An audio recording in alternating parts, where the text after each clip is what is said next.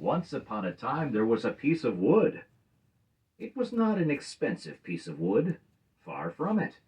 Just a common block of firewood, one of those thick solid logs that are put on the fire in winter to make cold rooms cozy and warm. I do not know how this really happened, yet the fact remains that one fine day this piece of wood found itself in the shop of an old carpenter. His real name was Mastro Antonio, but everyone called him Mastro Cherry, for the tip of his nose was so round and red and shiny that it looked like a ripe cherry. As soon as he saw that piece of wood, Mastro Cherry was filled with joy.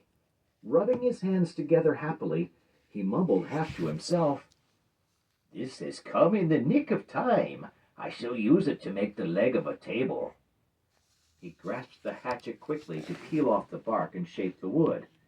But as he was about to give it the first blow, he stood still with arm uplifted, for he had heard a wee little voice say in a beseeching tone, "Please be careful. Do not hit me so hard." What a look of surprise shone on Master Cherry's face! His funny face became still funnier. He turned frightened eyes about the room to find out where that wee little voice had come from, and he saw no one. He looked under the bench. No one. He peeped inside the closet. No one. He searched among the shavings. No one. He opened the door to look up and down the street, and still no one. "Oh, I see," he then said, laughing and scratching his wig.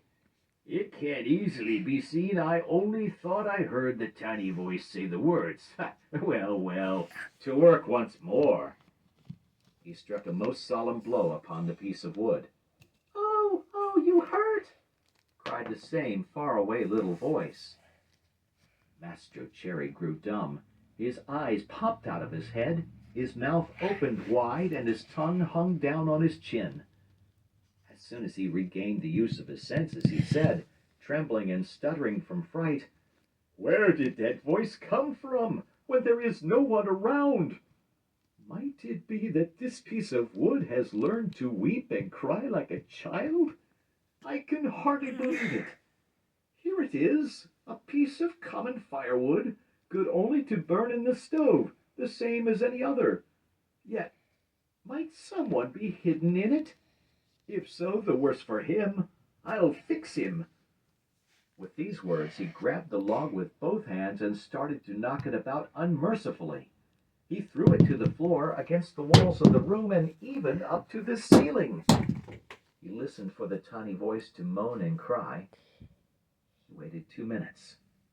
Nothing. 5 minutes. Nothing. 10 minutes. Nothing. "Oh, I see," he said, trying bravely to laugh and ruffling up his wig with his hand. "It can easily be seen. I only imagined I heard the tiny voice.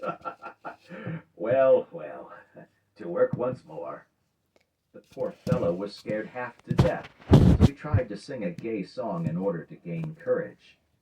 He set aside the hatchet and picked up the plane to make the wood smooth and even, but as he drew it to and fro, he heard the same tiny voice. This time it giggled as it spoke. "Oh, stop it! Oh, stop it! You tickle my stomach!" This time poor Master Cherry fell as if shot. When he opened his eyes, he found himself sitting on the floor. His face had changed. Fright had turned even the tip of his nose from red to deepest purple. In that very instant, a loud knock sounded on the door.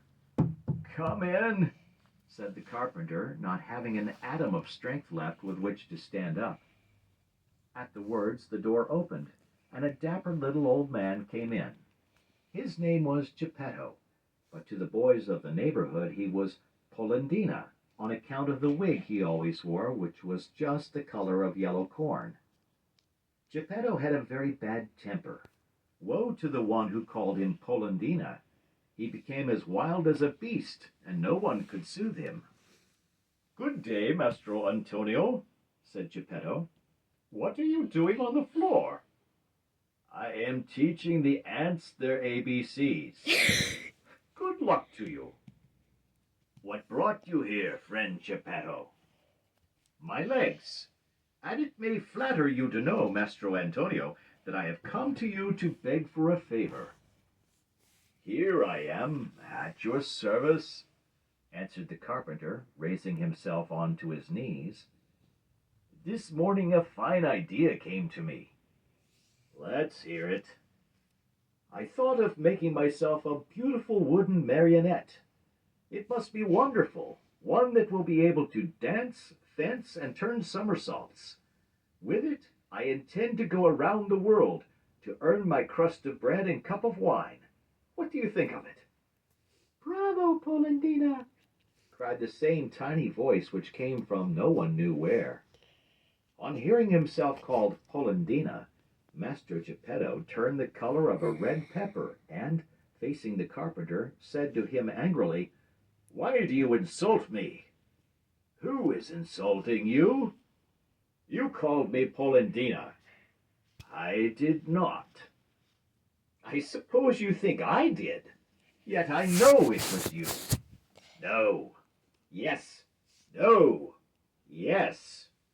And growing angrier each moment, they went from words to blows, and finally began to scratch and bite and slap each other. When the fight was over, Mastro Antonio had Geppetto's yellow wig in his hands, and Geppetto found the carpenter's curly wig in his mouth.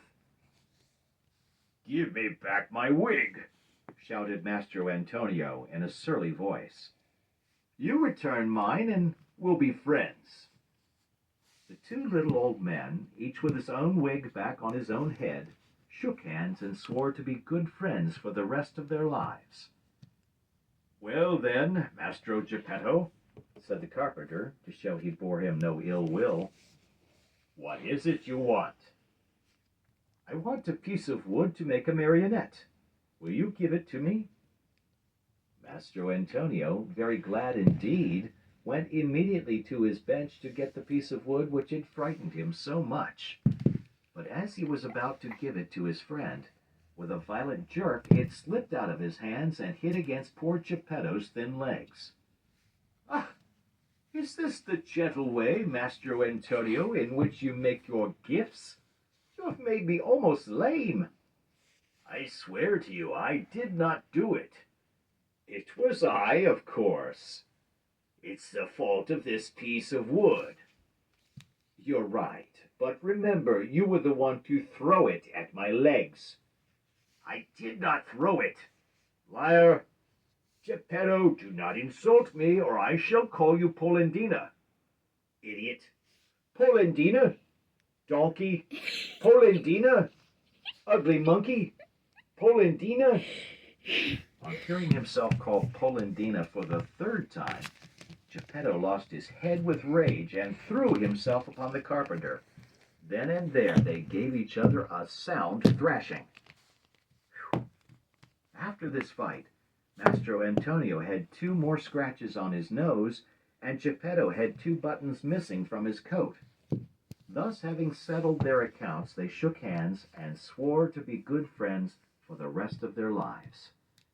Then Geppetto took the fine piece of wood, thanked Mastro Antonio, and limped away toward home.